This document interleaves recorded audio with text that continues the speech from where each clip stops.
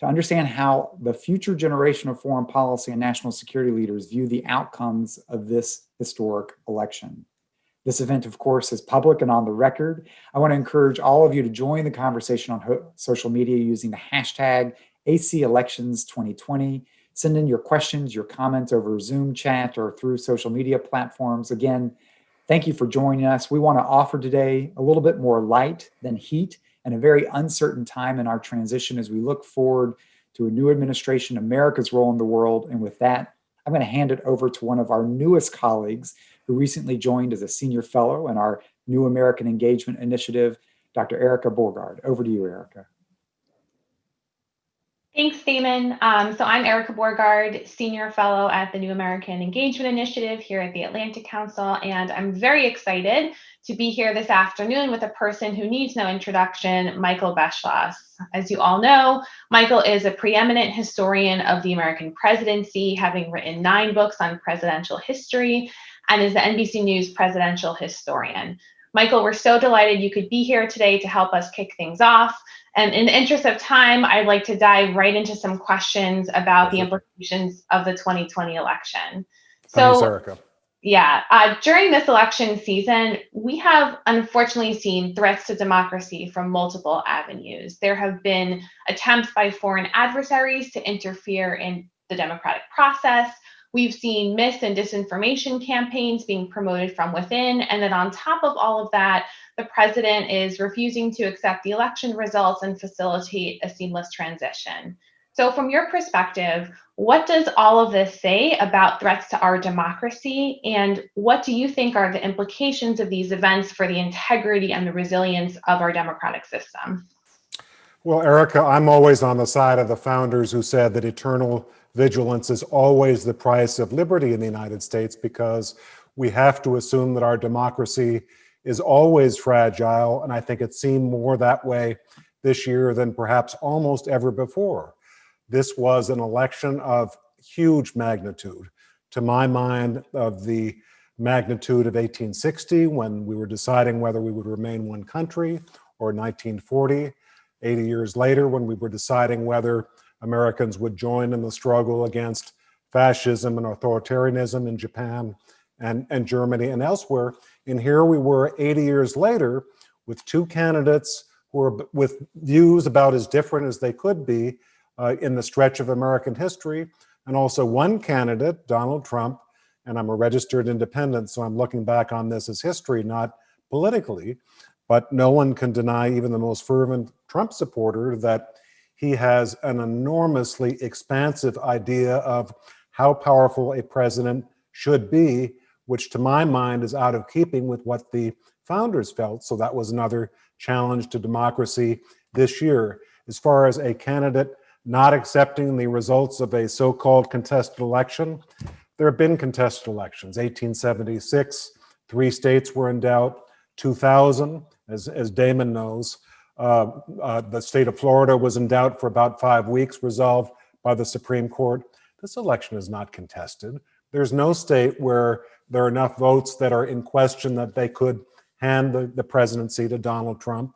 We have never before in American history had a president refuse to accept the results, refuse to concede, and threaten in certain ways, subtle and unsubtle, abusing presidential power to hold on to an office that he has just lost at the polls. Thank you so much for that perspective. I guess just following up a bit more on the transition period, more specifically, which you just kind of laid out so wonderfully. In terms of sort of the Constitution in American history, what do you make specifically of how these events around the transition are playing out? And are there sort of specific aspects of the transition that are of particular concern to you? What are you most worried about? And what does all this suggest about the future, both in terms of sort of the immediate implications, but then also kind of looking ahead over the long term? Well, I think one thing that I'll speak only for myself, but I think my experience was true of a lot of Americans, is that I thought I understood our system pretty well until 4 years ago. I didn't. And what I really didn't understand fully enough was how much of our democracy depends on traditions rather than things that are written into the Constitution or law. And one of these traditions is that after an election, the loser concedes and says, the winner will have my support in trying to unite the country. That's what Richard Nixon said in 1960, even though a couple of states were in doubt. That is what our tradition is. We're probably not going to have that. President Trump has suggested in various ways that he may not ever concede this election and may claim this election was stolen from him for all sorts of reasons that we don't have the time to get into. But something that is in law is the transition process. And that is that I think most of us who are watching and listening know, we have in law a process by which a new president gets a certain amount of money, office space, other resources, so that, and they've always been he until now, I hope sometime soon it'll be a she when we're talking about a president, but that the new president gets help from the federal government in vetting appointees and giving him intelligence briefings, all sorts of things that are essential to a new president. At this point, according to very sound reports, foreign leaders are sending congratulations to President-elect Biden in care of the State Department. The State Department is refusing even to pass those messages on. This is disgusting from my point of view. And you've got a Secretary of State yesterday saying, we've got a smooth transition to a second term for President Trump. I don't know what Orwellian universe he is living in, but this is all something we haven't seen before. Does it mean a threat to democracy or a threat to the success of President Biden, as he will soon be? No. But all of us as Americans should want what Jimmy Carter promised in 1980 when immediately after losing to Ronald Reagan, he calls him up in California and says, I want this to be the best transition in American history. Bill Clinton said the same thing to George W. Bush in 2000. That's American. This is not American. That's a great point. And picking up on your point about foreign leaders reaching out to the State Department, I'm wondering, what's unfolding here at home is almost certainly being closely observed all around the world. And so I'm curious what you see as the sort of global implications of what's currently taking place within the American democratic system. What do you assess to be the implications for our allies and partners who are almost certainly paying close attention to what's going on, as well as our adversaries and how they're interpreting this moment in American history and sort of the implications for democracy around the world? Well, as you know, Erica, peaceful transfer of power is one of the basic cornerstones of American democracy. And we, for over 2 centuries, have been preaching to countries around the world, you should be like us. When there's a free and fair and accurate election, power should be transferred peacefully, the same way that George Washington did to John Adams and every other president since then. Donald Trump is making a mockery of this tradition. Do I think it hurts us in the long run? No. I think foreign leaders and citizens of foreign countries will say this is a feature of Donald Trump who's a fluke. He's about to go out of office. Joe Biden, there's no one who after nearly 50 years in public life knows better the rituals of democracy and wants to restore them than Joe Biden does. And so I think they can expect that this will be business as usual as far as our democratic traditions are concerned. I share your optimism, and I certainly do hope that that's the case. I think we have time for one more quick question, and then unfortunately we have to wrap up our portion of the discussion. But certainly as we've been discussing, the 2020 election has been momentous and unique for many reasons. But I'd like to ask you a quick question about one sort of unique aspect of this that's perhaps less concerning than other things we've been talking about, and that's the fact that this is only the 11th time in American history that an incumbent president has been defeated by a challenger. Right. And in modern times, this would be, I think, if I get the count correctly, the 4th time only that this has happened. So right. Do you see something sort of unique from a historical perspective that sort of these types of elections share in common, or is there conversely something like particularly distinct about this election where an incumbent was defeated by a challenger? I love anytime I see a process by which an incumbent president is able to be defeated by a challenger. I'm not saying that I'm against all incumbent presidents. I'm just saying one of the things that the founders worried about was that presidents would become so powerful that they would be able to ensure that they could stay in office for another term, or even more than another term, until the constitutional amendment of the late 1940s prohibited a third term. Every time you see an incumbent president turned out of office, whether you like to see that done or not for political reasons, it is a sign that democracy is alive and well, and that the founders were warranted in their faith that presidents would not become so powerful that they could use our military or our Justice Department or abuse other institutions of government to take an unfair advantage to make sure that no challenger could ever win. So I think purely from the point of view of democracy, the result last week was very reassuring.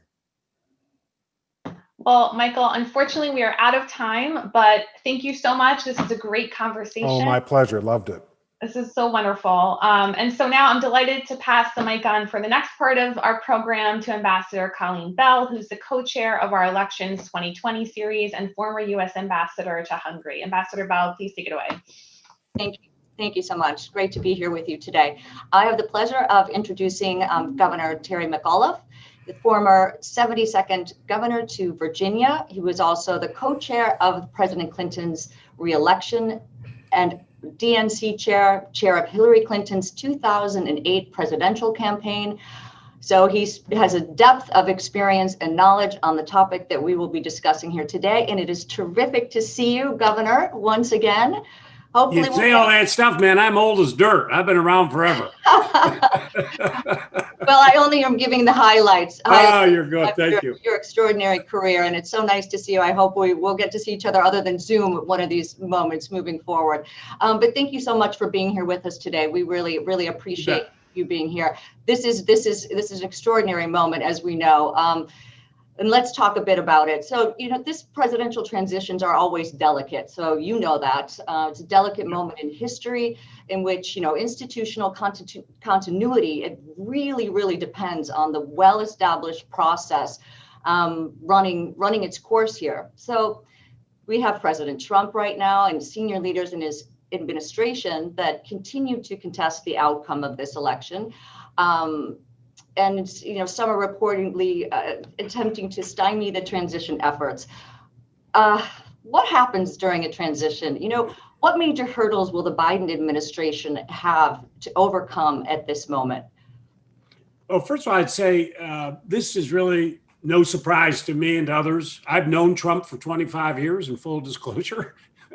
He actually gave me 25 grand when I ran for governor. He was actually a Democrat back then. His behavior right now does not surprise me at all. He's having a very hard time that he lost. He's going down in the annals of history as a one-term president. So a couple things going on. He's trying to justify in his mind. So, there's no validity to these claims. I've been involved in transitions going back 40 years. I've seen a lot of them. I think the Class Act, Al Gore actually had more votes than all the contested issues around the 2000 presidential election. And Al Gore stood up under very difficult circumstances and said, this is about our nation, not about me, and did the right thing. I'm not sure Trump has the capability of actually doing that. But what happens to these transitions, and I've been very involved in it since really June and July, the first gathering of folks together, just in case you wanted to be able to hit the ground running. We started raising some money early at $5,000 increments because there was always this gnawing question, would Trump actually allow us to have a transition? He has to have it certified.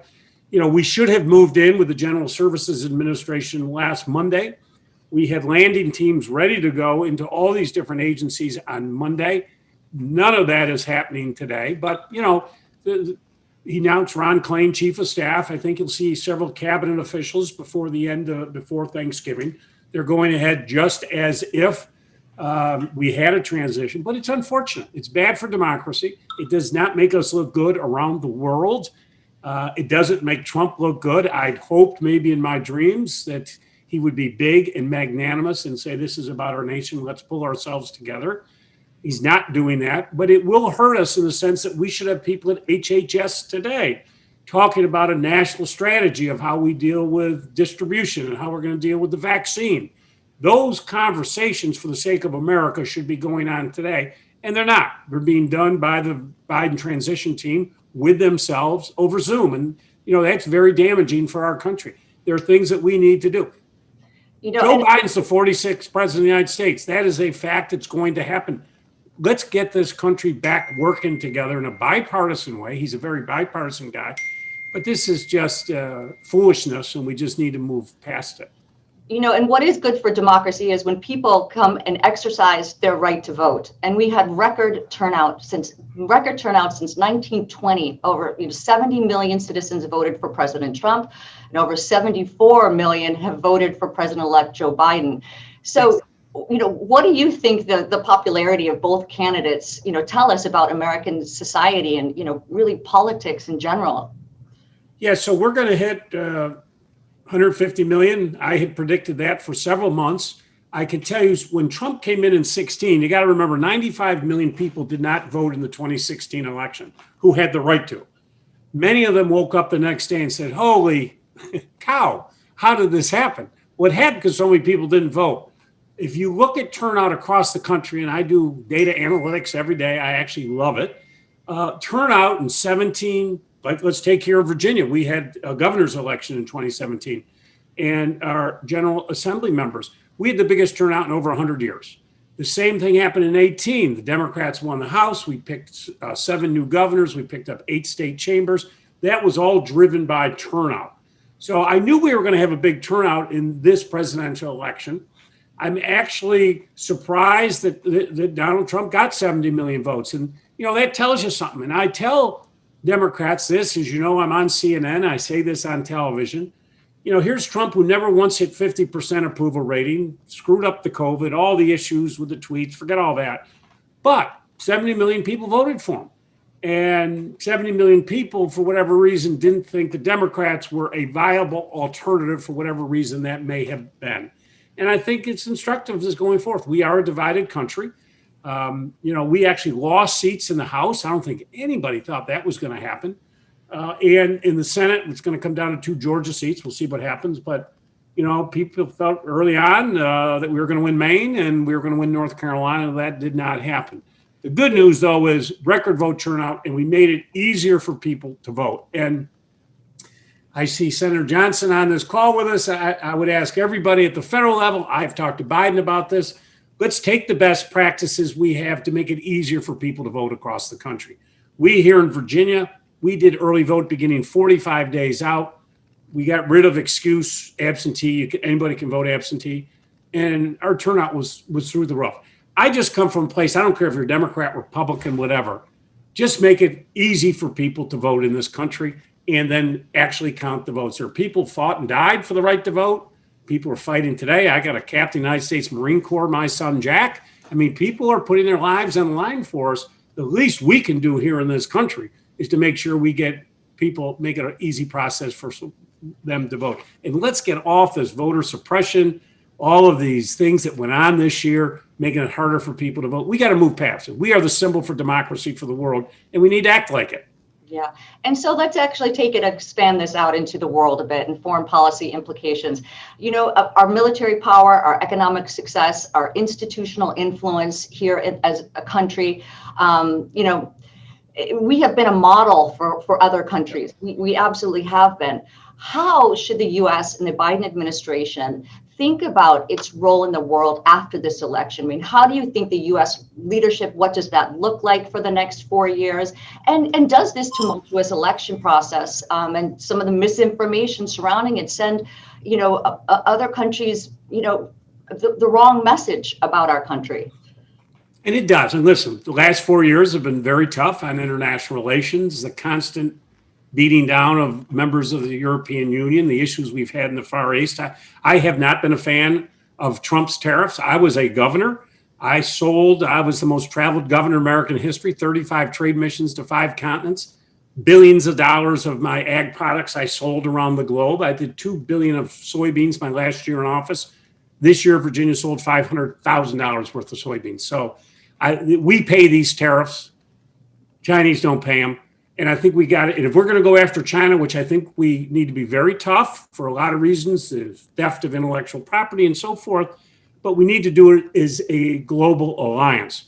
I happen to have been for TPP. As a governor, chairman of the national governors, myself and Governor Branstad of Iowa, we went out, traveled the country because, we had 11 countries that were going to come together to enforce this intellectual property, new banking laws in China. Now that's gone away, and now these countries have done one-off deals. And guess what? The United States of America is now out. That's not, we got to build an alliance. So I think most of these world leaders know Joe Biden very well. I'm vice president, chairman of Senate Foreign Relations. Everybody likes Joe. And I just think that the rebuilding of relations, his first call was Boris Johnson and, Angela Merkel and all the folks who have talked to him already. It's good for the country.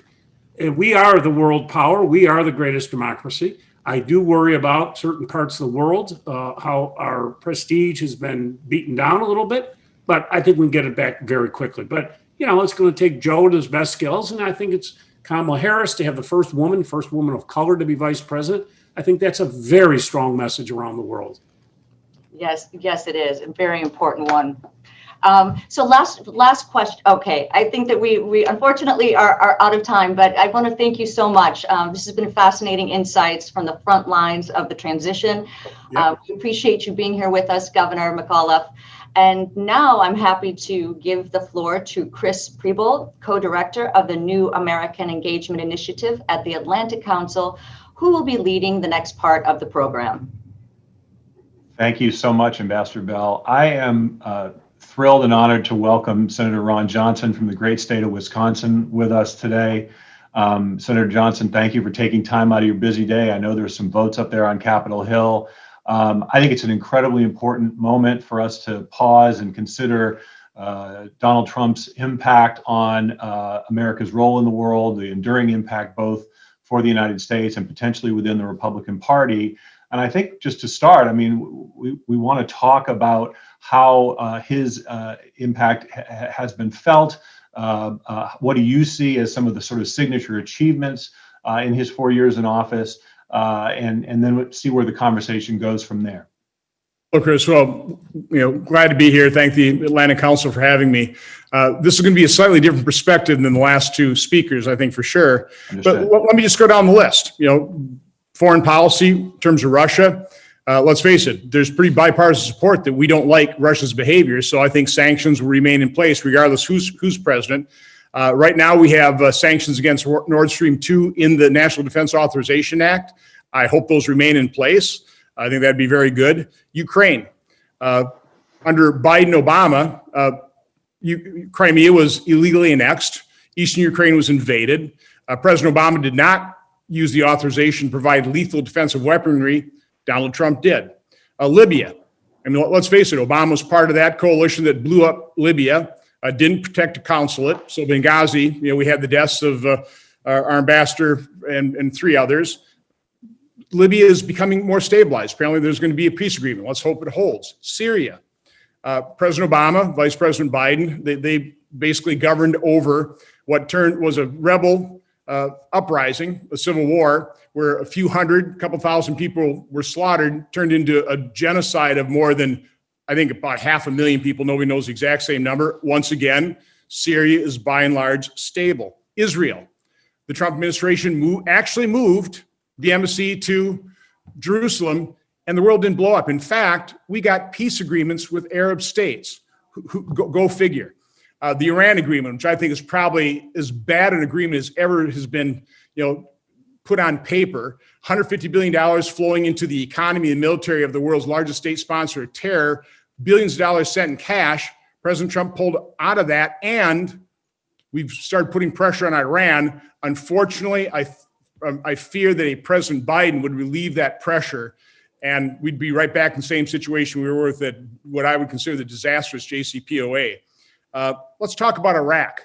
In terms of a blunder of historic proportions, bugging out of Iraq to allow the ISIS caliphate to rise out of the thoroughly defeated ashes of al-Qaeda in Iraq. President Trump destroyed that caliphate, killed Soleimani, and al-Baghdadi. Not a bad record. North Korea, testing was going strong, which is why President Obama warned President Trump that was going to be the biggest problem he had. Testing's been reduced, which is a good thing. It hasn't been solved. North Korea is a big problem, but it didn't explode into war. China, let's face it, President Trump was absolutely right on China. I would like to think both Russia and China could be engaged in a world economy and play by the rules, but they don't.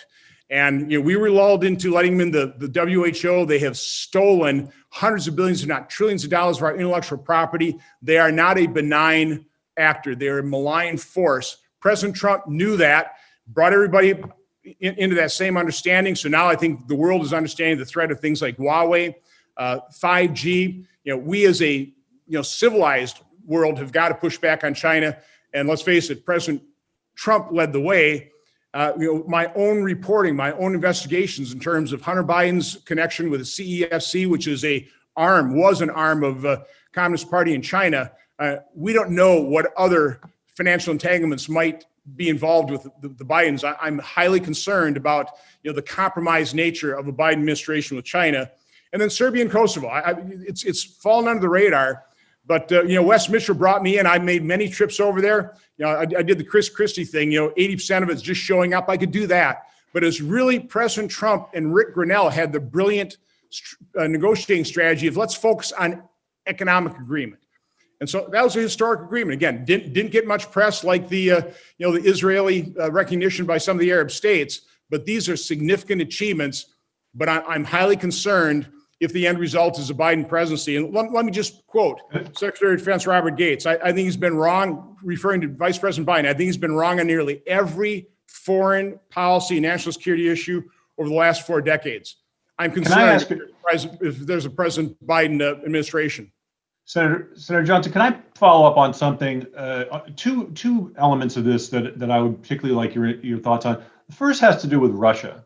If you look at in 2012, when Governor Romney was running for president and he called Russia the United States' primary geopolitical foe, at the time about 60% of Republicans agreed with that. We've seen, it seems, a shift within the two parties where now only about 40% of Republicans agree with that sentiment, but about 60% of, about 40% of Democrats, 40% of Republicans and 60% of Democrats. In other words, we've seen this shift between the two parties on views towards Russia. Do you expect that to persist, or do you think that there is still a possibility for reaching some kind of an agreement, and will the parties now shift back to the way they were in the past, where Republicans tended to be more skeptical of improved relations with Moscow, whereas Democrats are more optimistic? No, I think there's strong bipartisan support to be skeptical of Russia under Putin. It's a historic tragedy that Putin has chosen this path rather than integrating cooperatively with the West, but that's where we're at. So we'll continue to put the pressure on Russia, but without a doubt, China is by far the greatest threat. It has a massive economy versus, Russia, a couple $2 trillion, $3 trillion economy versus, the West's economy over $30 trillion. Right. It plays an oversized role in our politics, partly because we allow them to. Okay. I truly believe, yes, I was way ahead of the curve. We held hearings in 2015 about Russian interference in, for example, Montenegro and other Eastern European countries. But Russia's influence on our politics, we're promoting it.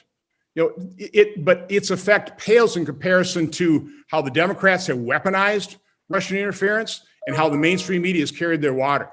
Can I ask one more question, sir, on a slightly different topic? It has to do with trade. This is something that Governor McAuliffe brought up as well. This is another area where we've seen some shift between the two parties, where support for trade has declined among Republicans, where it has risen among Democrats. This is clearly an issue that President Trump has made a signature issue, especially with respect to China, putting increased tariffs on China and trying to punish China for violations of various trade agreements and things like that. Again, is this something that you see as likely to endure beyond the Trump presidency, where support for more protectionist measures will become a bipartisan thing, or is it more likely to revert back to the way it was before, where Republicans were more supportive of free trade agreements and Democrats more skeptical of them?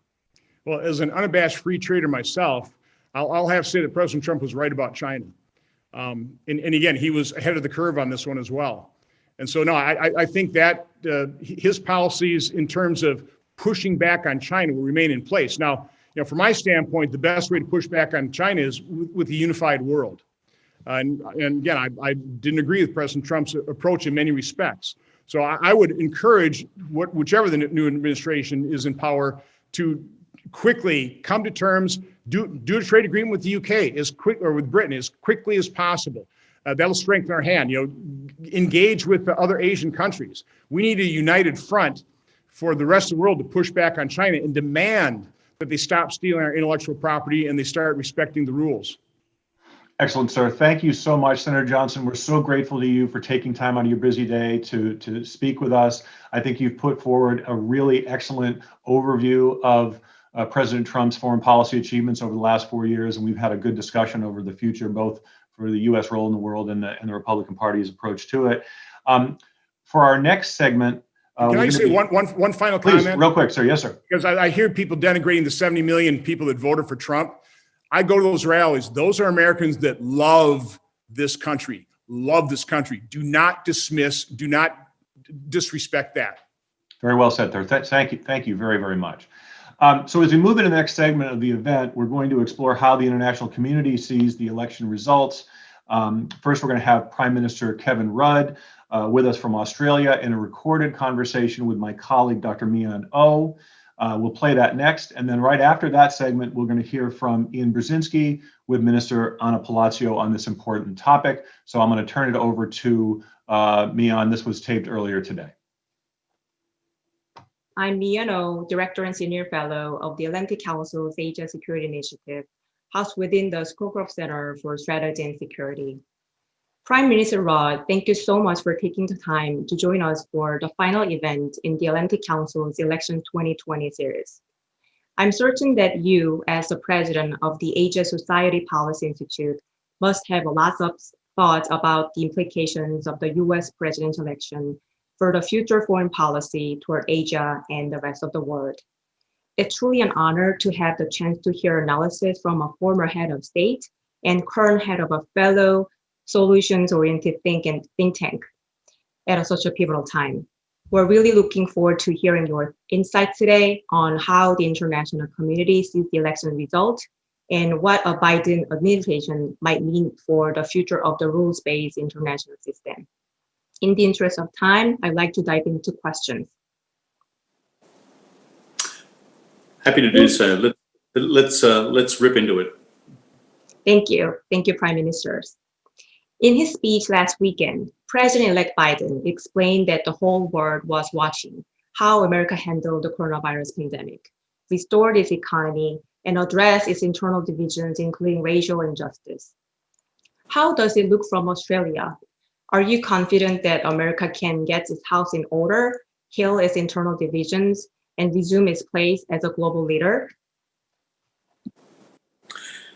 Well, I'm a lifelong friend of America and a lifelong supporter of the military alliance between Australia and the United States.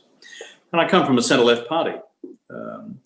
But the truth is, where we are in 2020 is the future of American global leadership depends on two factors.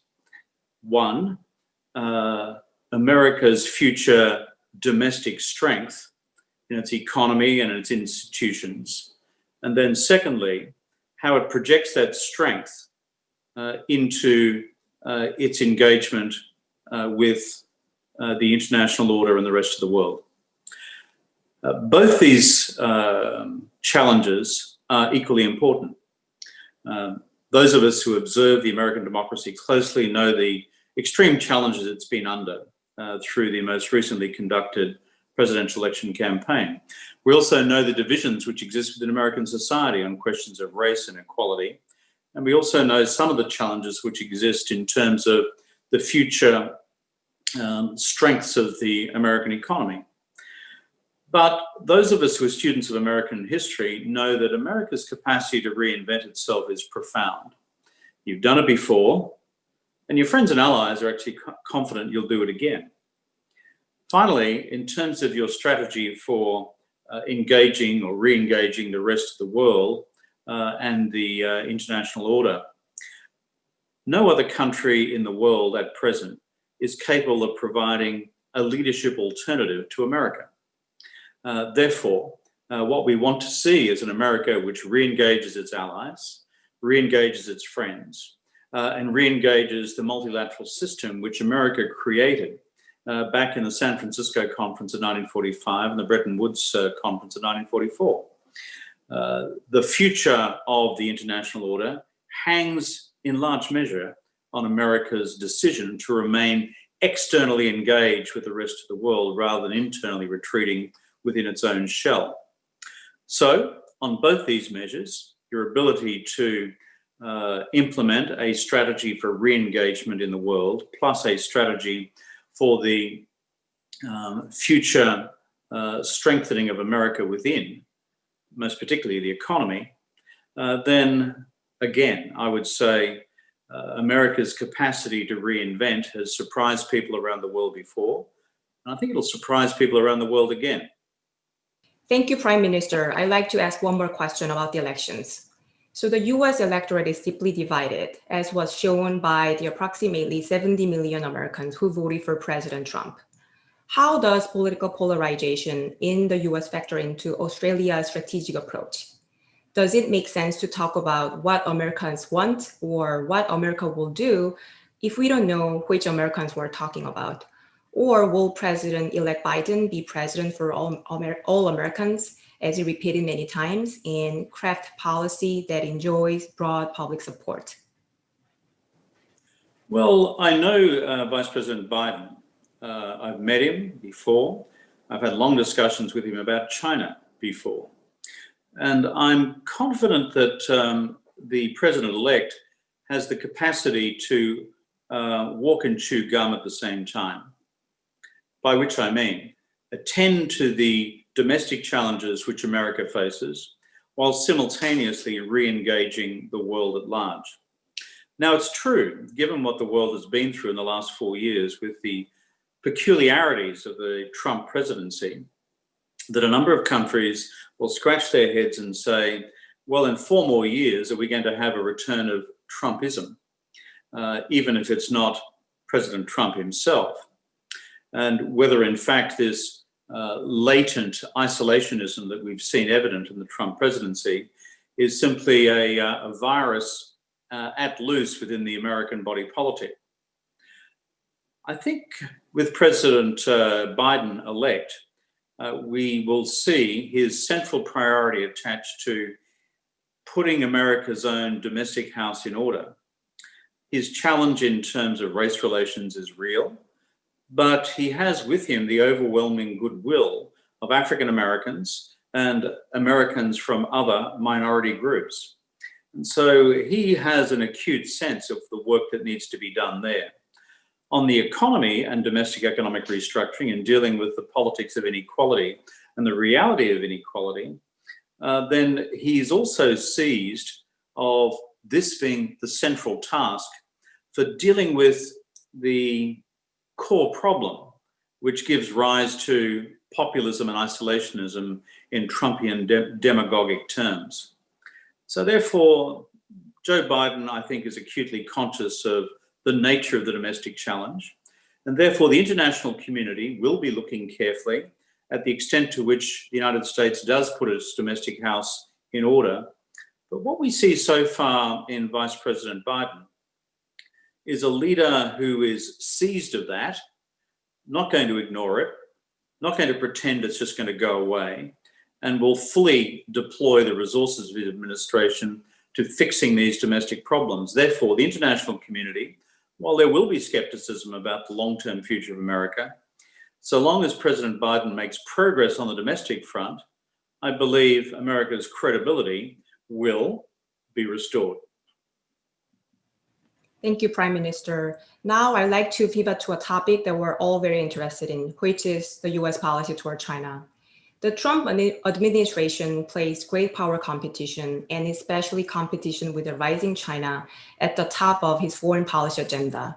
Do you expect that the Biden administration will do the same? In what ways will the Biden team's approach to China differ sharply with that of Trump administration? And what does it mean for Australia? Well, whether the administration in the United States for the next 4 years was Republican or Democrat, the bottom line is the central organizing principle for America's position in the region and the world will be the future of the U.S. China relationship. That's not just a piece of foreign policy rhetoric, that's simply a reflection of a realist analysis of Chinese and American power. And in China's case, they have calculated for some time now, including during the Trump presidency, that the balance of power, economic and military and technological, was, over time, moving decisively in China's direction, therefore affording the People's Republic of China more and more latitude in terms of its policy activism in the region and in the world. Its assertive approach, or as some would describe it, its aggressive approach. So whether we like it or not, that's the underpinning reality. Secondly, therefore, how the United States and China prosecute that relationship will be of direct relevance to all American allies, both in Asia and in Europe. This is not just an Asia-Pacific or Indo-Pacific challenge. It is also a transatlantic challenge, as the governments of Europe have rapidly identified that the centrality of the US-China relationship affects all elements of policy for them as well, from cyber through technology, through Huawei, through to human rights. So therefore, for allies like Australia, Trump's record is clear. Biden's challenge in our position would be to re-stabilize the US-China relationship, but to do so through an utterly realist lens. That is, not to pretend that problems don't exist, not to pretend that there are challenges in terms of the shifting balance of power, but to respond to those directly in realist terms.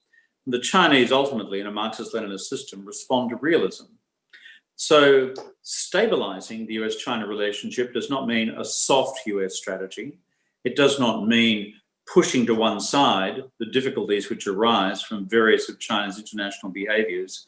It means responding to them head on, but within the framework of strategic stability, high-level diplomacy, and a clear-eyed, realist relationship between the two militaries and the military links wide open. Now, if that occurs, then that's to the advantage of the international community, including American allies like Australia. It will identify clearly what the red lines are in the US-China relationship. It'll identify, therefore, the areas of continued strategic competition, for example, in technology. It will also identify areas of strategic collaboration, like in climate change and pandemic management. And guess what? We can do those things at the same time. It's not rocket science. It is complex. But when you've got seriously smart people who are likely to take the senior positions within a Biden administration, it's eminently doable. And to do so effectively, America will succeed on the basis of a coherent strategy at home, coordinated with its principal allies abroad, including Australia. Thank you so much for your insightful remarks. So I'd like to move to the next topic. One of the key differences between President Trump and President-elect Biden is the emphasis on a return to multilateral cooperation, which I'd like to delve into. President Trump famously spoke of an America First approach to US foreign policy, prioritized bilateral over multilateral agreements, and was often dismissive of multilateral forums. For example, pulling the US out of the Trans-Pacific Partnership, the World Health Organization, and several arms control agreements. Can the new administration restore America's place within multilateral bodies and repair the US reputation for upholding its international obligations? Over to you, Prime Minister. Well, there's a core piece of false logic in the Trumpian proposition that pursuing America's national interests is somehow incompatible with continued American engagement in and support for the multilateral system. In fact, America's national interests are enhanced, deeply so, by the United States continuing to champion the multilateral system, which it itself created in 44-45, and all the institutions of global governance through Bretton Woods and the San Francisco Conference and the rest. So what the Trump administration has done, and that particular brand of far-right conservatism, is to unjustifiably juxtapose these as binary alternatives. It's just nonsense. So therefore, obviously, a Biden administration, given the personnel that it has, the likelihood of senior appointments to critical positions, plus its history vis-a-vis the Obama administration and previous Democrat administrations, will instinctively re-energize multilateral engagement on the part of the United States. But to do so not as an act of global philanthropy, but to do so because it's absolutely coexistent with the prosecution effectively of American national interests. America's national security is enhanced by fully engaging your allies. American national security is enhanced by fully engaging the UN Security Council. American national security is enhanced by fully deploying the capabilities which are alive within its leadership of the G20. Similarly for America's overall economic interests and the rest. So therefore, there will be a change on this. It'll be a welcome change for the rest of the world.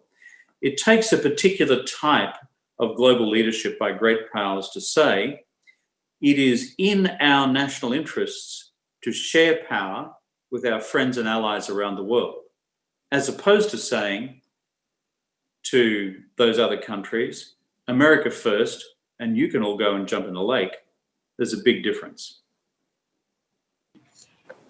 Thank you, Prime Minister. I'd like to, just as a quick follow-up question. So should we establish new organizations or repropose existing bodies to address new challenges, as was done with the G20 you just mentioned in response to the financial crisis of 2008? The existing fabric of, let's call it multilateral governance, is a good fabric.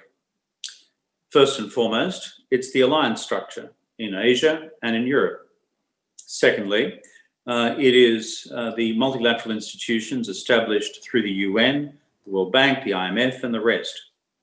And thirdly, it's more recent institutions such as that formalized under former President Bush and taken further by President Obama, which is the future role of the G20.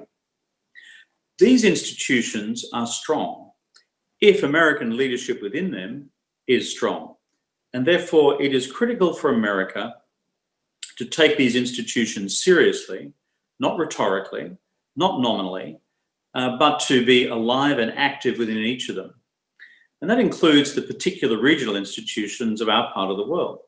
APEC, for example, the East Asian Summit, critical forums whereby regional leaders in Asia judge whether America is serious or not by whether it simply turns up, as President Trump has consistently refused to do in APEC summits, but also in terms of the East Asian Summit. So therefore, these institutions are good in themselves, but they're only effective to the extent to which the United States chooses to use them, be active in them, and share leadership with its partners through their active work. One additional institution which Vice President Biden has floated is the so-called D10 or G10, the Democratic 10 or the Group of 10. And that is middle powers in Europe, in Asia and elsewhere, including countries like the Republic of Korea, Japan, Australia, Canada, in providing a new ballast in the international system. I think this is smart because those countries of themselves can act through their diplomacy, through their policy planning, and through their financial resources to augment American investment in the future of global multilateral governance as well. The virtue of middle powers in this sense is as follows. Great powers sometimes believe that they can prosecute their national interests in the absence of a rules-based order. Middle powers believe that they can only advance their national interests through the existence of an effective multilateral order and a rules-based system. Therefore, the advantage of friends, partners, and allies of the United States acting as the ballast of the system is that it turbocharges the relevance of the system into the future and enables it to address fully the type of global policy challenge that we face on the global economy, green economic recovery, global challenges of climate, net carbon zero by mid-century, as well as the global challenges of security, including the future of cybersecurity and space as well. Thank you so much again for joining us, Prime Minister Rod. Your insights were invaluable, and we really appreciate for today's opportunity, and we really look forward to hearing more from you in the days ahead. Now, back to the live event. Thank you so much. Good to be with you. Thank you, Prime Minister Rod, and thank you, Dr. O, for that excellent and insightful conversation and frank conversation. My name is Ian Brzezinski. I'm a senior fellow at the Atlantic Council, and it's my pleasure to continue our live session on how the world sees the recent US elections. And we're going to move to the other side of the globe, to Europe, and get the perspective of Ana Palacio. Ana is a longstanding board member of the Atlantic Council. She's a committed transatlanticist who served as Spain's Minister of Foreign Affairs, and prior to that, held leadership positions in both the Spanish and European parliaments. Ana, it's great to see you. You know, Kevin Rudd. My great pleasure and honor. Thank you. Ana, Prime Minister Rudd reflected the intensity of interest that the US elections generated in Australia. I think we saw that same level of intense interest, maybe even higher, in Europe. Indeed, in my lifetime, I've never seen a US election capture more attention and be more closely tracked in Europe than the presidential and congressional elections that took place on November 3rd. What do you and your fellow Europeans have at stake in this election? Well, you know, it was a sigh of relief, the election. The Europeans were extremely anxious. And you know the fireworks in London, church bells in France. It was general. We have felt particularly, I would say, particularly forgotten and in many ways aggressed. So for us, it is the beginning of a possibility. I mean, much has been said, but I would like first to highlight three areas that for us are extremely important, even if they are not spectacular. The first is manners.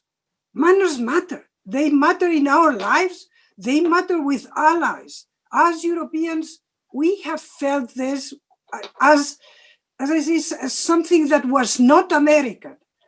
The second thing is previsibility, so predictability. The Trump administration was absolutely unpredictable. I mean, you didn't know. And this is very heavy on allies, and especially on us. And the third thing is this lack of involvement, this lack of ambition of leadership. And by leadership, of course, and I'm a transatlanticist, and we understand that there is this idea, we cannot expect to have a free lunch or a free ride on the US security. This is something that Europeans, we need to interiorize.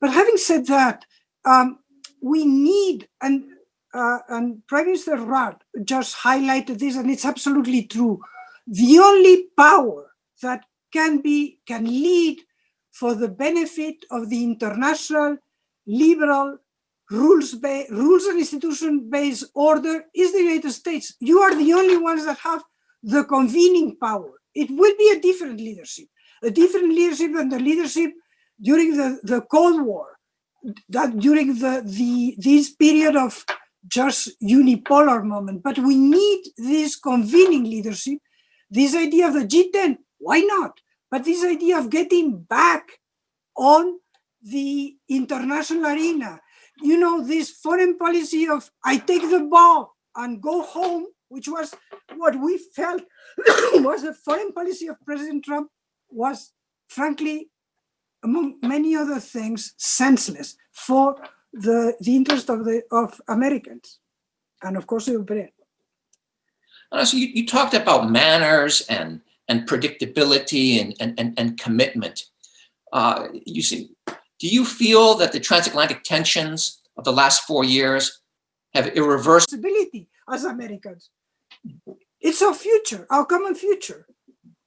Ana, when President Biden is inaugurated on January 20th, what will be on the top of Europe's agenda when it engages his cabinet and his team?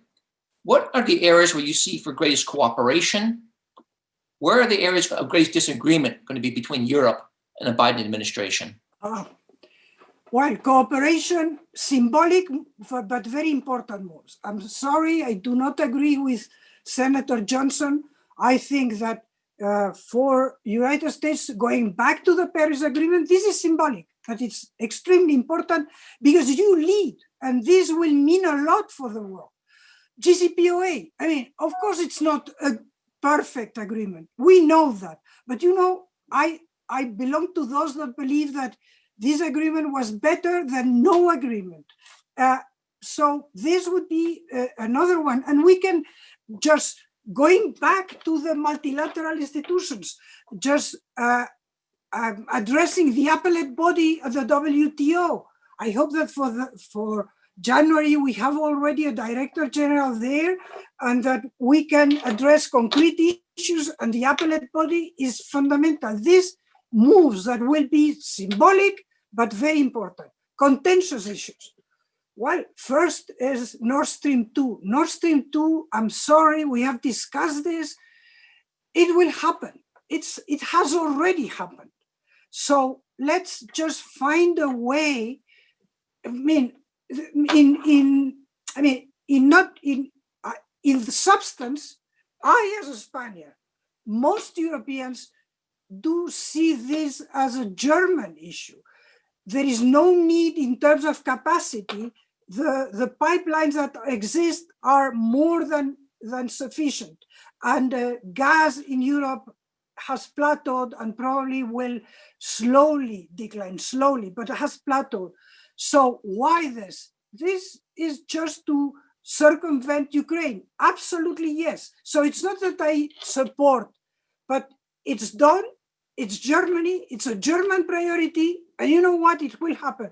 So let's discuss this. Let's see how we can disagree in a better way. I think that this is one of the heaviest. The areas where it can go both ways. First, Mediterranean. Turkey. I mean, what to do with Turkey? We need to agree with you, and it might be a disagreement, but agree to disagree on Turkey, on what about the Mediterranean in general. These are issues that we will have to discuss. The role of United States and Europe in Africa, in this idea of a big coalition that was mentioned, I think, by Senator Johnson, a coalition to just not to go against, but to be realistic about what China is about in Africa and in Latin America as well. Your policy towards Latin America, where is it going to go? All these are areas where we might not agree, but we need to cooperate, and we need to find the smaller disagreement possible and the biggest cooperation possible. And of course, there is NATO. What can I tell you? NATO is there. It's the big elephant in the room. We need to spend more. We need to take more responsibilities, but we need you to engage, you to send a signal that, and you and us to come to terms with a European defense. This doesn't have to be against NATO. All this is not going to be easy, but we have to address it. And of course, my dream, which is not a dream, it's a realistic dream, is going back to the drawing board of the TTIP. Maybe a realistic TTIP. Let's start by energy. Let's start, LNG, other aspects of energy. So there is a lot on the table, not rosy, not easy, but we need you guys. Ana, Minister, thank you for such a realistic assessment of the transatlantic relationship as we move forward in the next administration. And thank you for laying out a very realistic agenda for it to pursue. Thank you so much for joining us today. And it's my pleasure now to hand it over to our next panel, led by Pete Seat. Pete, take it from here. Well, thank you, Ian, for that lively conversation with the minister. My name is Pete Seat, and I'm a vice president at Bose Public Affairs Group here in Indianapolis, Indiana. I'm also a 2018 Atlantic Council Millennium Fellow and a Council on Foreign Relations term member. So far today, you've heard the historical perspective of this election and the results. You've heard the political perspective from a former Democrat governor and a sitting Republican senator, and you've heard the international perspective from Prime Minister Rudd and in that latest conversation with the former foreign minister. Now, while we are going to keep our global focus and global outlook in this final panel, we are going to turn to a group of extraordinary next-gen Atlantic Council experts to offer their insight and analysis on what the global community can expect from a Biden administration. Joining us today are Clementine Starling, Deputy Director, Forward Defense and Resident Fellow of Transatlantic Security Initiative at the Scowcroft Center for Strategy and Security. We also have Nidhi Upadhyaya, Associate Director at the Adrian Arsht Rockefeller Foundation Resilience Center, and Pepe Zen, Associate Director at the Adrian Arsht Latin America Center. Thank you all for being with us to have this dialogue today. Allow me to quickly set the scene and throw it to you all for a quick round robin question and just a minute apiece on this if you could. But there's the general sentiment that we're hearing, and we've heard it today from the global community of glee that Joe Biden has secured the presidency on issues of security, defense, alliances. They see him more in line with the values of the liberal world order that we have come to know compared to Donald Trump. But at the same time, while we have that sigh of relief, there's also a sense of unease that Joe Biden may be one and done after a single term, unease that maybe he doesn't have the mandate that he claims to have because over 70 million of Americans voted for Donald Trump, unease that he and his team could be prone to domestic distraction with issues that we face here in this country. So my question to you, again, very quick responses from your perspective, is this unease misplaced? Is it less about Joe Biden and more unease with the American people and where we see our role in the world? Or is Joe Biden potentially not up to this generational task? Clementine, I'll start with you. Thanks so much, Pete. It's a pleasure to be here. I think really that sense of unease, it is premature. 4 years ago, we had no idea what 2020 would look like at the start of Trump's administration. And we really don't know what the next few years will have in store. But we do have every reason to believe that President-elect Biden is up to the task. He has years of foreign policy leadership experience, and the people he will appoint to key positions are seasoned professionals. Many are internationalists with deep regional expertise. I do think the critical question is, what is the nature of America's role in the world? What will that look like under President-elect Biden? And I think there are a number of macro trends that you're kind of getting at with your question. Firstly, the challenge of balancing between those domestic realities that need to be faced, as well as kind of this vision for international affairs, this vision for US global leadership. Understandably, the American electorate is focused on COVID-19, unemployment, racism, the economic situation in the US. So foreign policy is not high up on the priority list. And the same with the progressive wing of the party. I mean, that will be difficult. It will be challenging, I think, for President Biden to have free rein to push forward a kind of foreign policy agenda.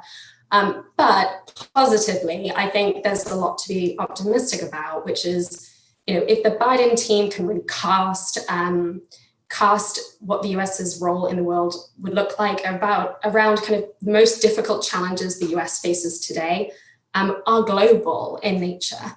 And in order to kind of to reckon with them, including, a global health pandemic, challenges from China and Russia who really threaten the international balance. That requires US leadership and working with allies and partners globally. So I'm hopeful that there is room for for optimism. Pepe, I'm going to go ahead and turn to you, but let me combine this with a question related to your expertise here in our backyard in Latin America. It is a region of the world that doesn't always get its due credit from Washington policymakers, unfortunately. But here in the last couple of years, from Maduro and Guaido to the Trump of the tropics, Brazil's Bolsonaro, Latin America has been in the headlines a lot. So if you can couple that initial question with what can we expect from Joe Biden in Latin America? Will it be similar to the approach of Trump in Venezuela? And where might he play that Trump has not played? Yeah, thank you so much, Pete, and thank you for that question. I completely agree with what Clementine has said. I think an important part of that re-engaging with the world is also understanding the experiences and the perspective of U.S. allies and other countries around the world. And Latin America plays very well into that. And I'll say that President-elect Biden does bring a very proven track record in working on hemispheric affairs and a strong commitment to Latin America. So in that sense, I do expect that Washington will be engaging in Latin America more under a Biden presidency. As vice president, President-elect Biden played a very key role overseeing the Obama White House's Latin America policy. He worked with Central American leaders on a number of issues, including supporting the Alliance for Prosperity, created economic opportunities, improved citizen security in that region. And before that, as a senator, he was a strong advocate for Plan Colombia, which provided security, financial, and anti-drug trafficking support to that country. And just as a reference, VP Biden visited the region 16 times during his 8 years at the White House, as compared to Vice President Pence 4 times during the last 4 years, and President Trump just once. And just in terms of what we're expecting, I think even we're looking at the same issues or countries, we can expect the Biden administration to apply a different focus or approach to that. We'll likely see a greater emphasis, for instance, on climate, on multilateralism that's been mentioned before, on democracy, human rights, on transparency. And I think there likely will be a more nuanced and partnership-based approach towards Latin America, potentially a shift from with or without us with Latin America to a policy framing that's more hinged upon collaboration between the U.S. and Latin America. And lastly, on specific countries you mentioned, I think Mexico, for instance, will remain very important for a number of reasons, an important commercial partner for the U.S., Colombia, critically important foreign policy.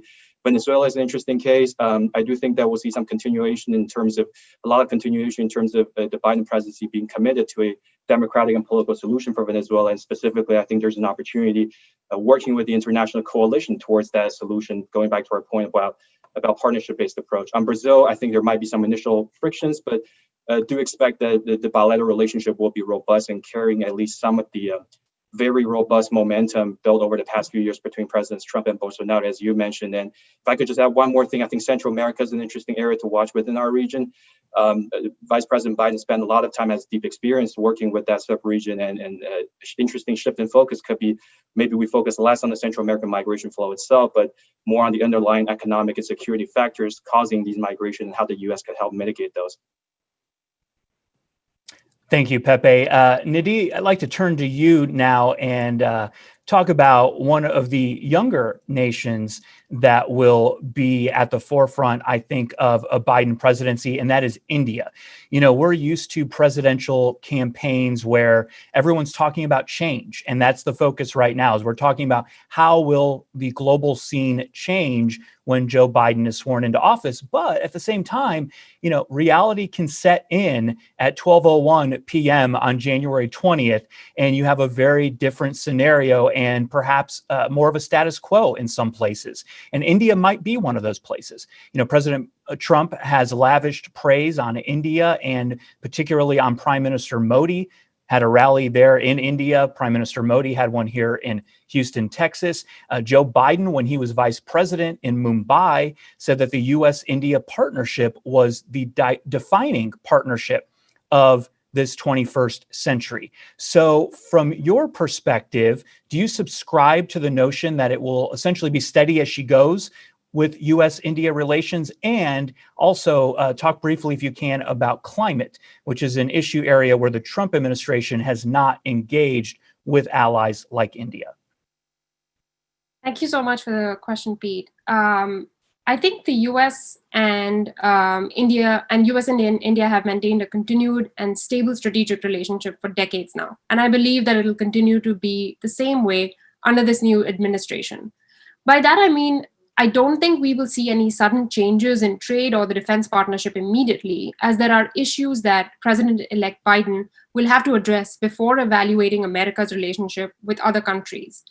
But a new administration will definitely allow for discussions between the two countries to restart on issues that have not been addressed during the Trump presidency. One of the challenges that India faced over the last 4 years was finalizing a trade agreement. Whether it was Prime Minister Modi's visit to the US or President Trump's to India, the trade agreement did not materialize. India going forward is definitely expected to focus on restoring the Generalized System of Preferences, or GSP, benefits with the new administration, among other trade matters. However, there are two areas that I think will see immediate action by the Biden administration. One will be restoring the WHO relationship, and the other is rejoining the Paris Agreement. Both of these are the need of the hour, and I would like to focus on the relationship between the US and India on climate change. Before 2016, the US worked with India and urged India to take action against its rising greenhouse gas emissions. And while India was already trying to focus on addressing these challenges, its ratification to the Paris Agreement served as a crucial turning point. Prime Minister Modi set out ambitious targets of achieving 175 gigawatts of renewable energy by 2022 and creating an additional carbon sink through tree cover. But having said that, there is still a lot of work that needs to be done in India, as reducing emissions is just one part of making the country resilient to these challenges. These changes that need to be brought about also have to be adaptation focused and sustainable in nature for the long-term benefit of India.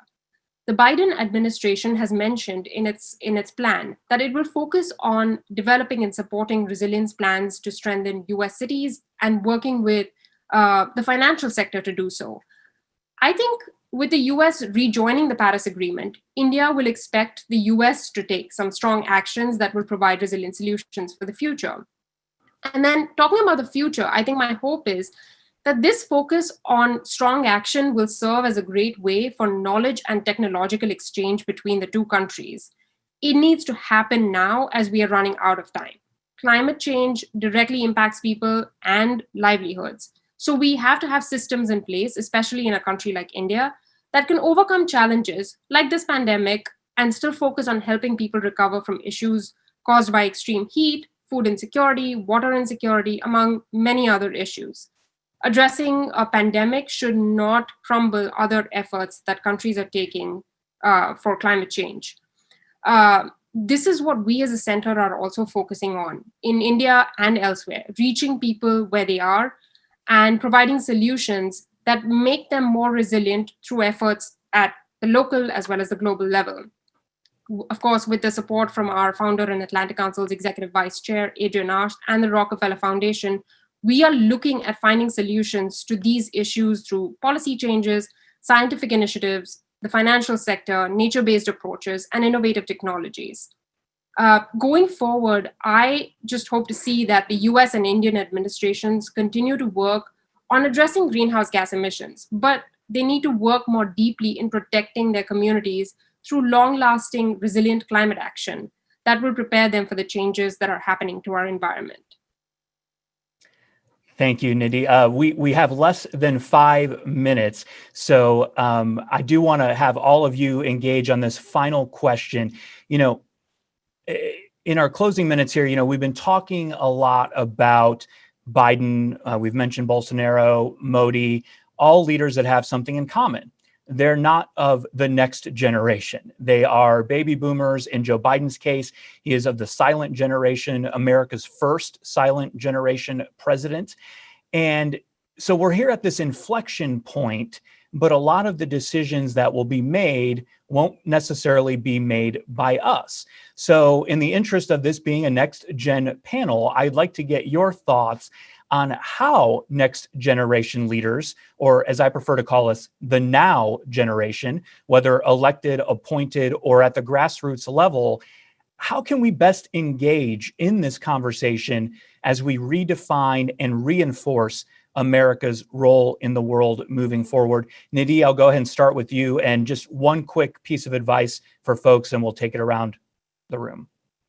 Yes, I think we are a generation that can take action on things that are happening now and can impact people across the globe. And we need to address things like climate change and the pandemic, because these global challenges will spare no one. So we need to work together. There are opportunities for us, whether we are in a certain leadership position or not, to educate ourselves and others about it in our community. And just one last thing is, we need to talk to our families, our friends, and especially people who do not necessarily agree with us. Now more than ever, it is important to have constructive conversations about issues, to understand and work with each other. So I think that's the way that the new generation, the now generation, can impact change. Clementine, your thoughts? Yeah, I think I'd agree with what Nidhi said. I think critically, it's important to have open dialogue that brings in new voices. I think that's not just next generation voices. A lot of the kind of backlash that we've seen with populism, with kind of fringe politics being brought into the mainstream, has been a result of kind of voices feeling out of the kind of not included. So I think spotlighting more diverse voices in general is really, really critical. It's really kind of articulating, the value of US global leadership among kind of a broader group of people. So casting that not just as the US supplying security to the rest of the world, but how the US public benefits from close relationships with global allies and partners. And I think, the US can't lead on its own. It can't lead if no one's actually following. So I think it's really, really important to capitalize on the record turnout that we've had in this election, capitalize on the activation that we've seen among the next generation at the grassroots level, and bring those people in who care about global issues, from climate change to human rights to international security. Give them a seat at the table, give them a platform. And I think, both our international security conversations as well as our political conversations will change for the better. Pepe, we've got less than a minute left, so bring us home with an optimistic note. Thanks, Pete. I'm not the optimistic person ever, so this is going to be tough on me.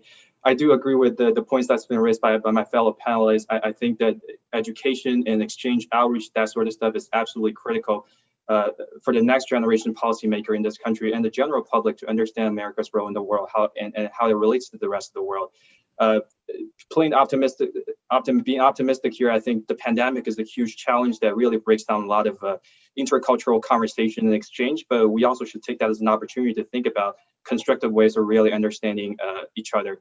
I think in specifically in the context of U.S. China tensions in the past 4 years, in the context of the pandemic, I see more breakdown in this conversation than ever. Both sides are becoming more nationalistic, and I think this is an opportunity to rethink these relationships through outreach, and of course education at home, in this case both in China and the U.S., will be critically important, and I'm optimistic about that.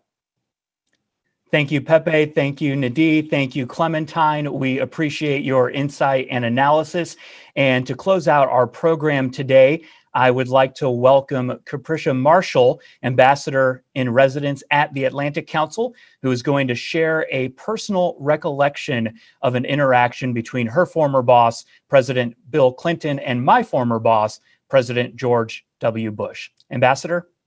Thank you, Pete. And thank you all so very much for joining our event, Elections 2020, The Way Forward, America's Role in the World After the U.S. Presidential Elections. We are so grateful to Fred Kemp and Damon Wilson for their leadership, and to all of the participants and moderators for their learned insights from so many different perspectives. We especially thank Chris Preble and the New American Engagement Initiative. I also want to thank deeply Lauren, Anka, and Will for their amazing talent. It's been a long, long election. I had the honor of serving as Chief of Protocol for President Obama and Social Secretary for President Clinton, where I witnessed the transition of presidential power several times. In 2001, I welcomed President-elect Bush, Vice President-elect Cheney, and their spouses to the White House for the traditional Blue Room coffee hosted by President and Mrs. Clinton. Also in attendance was Vice President and Mrs. Gore. As you recall, the 2000 election was contentious, so there was a great deal of anticipation in the air.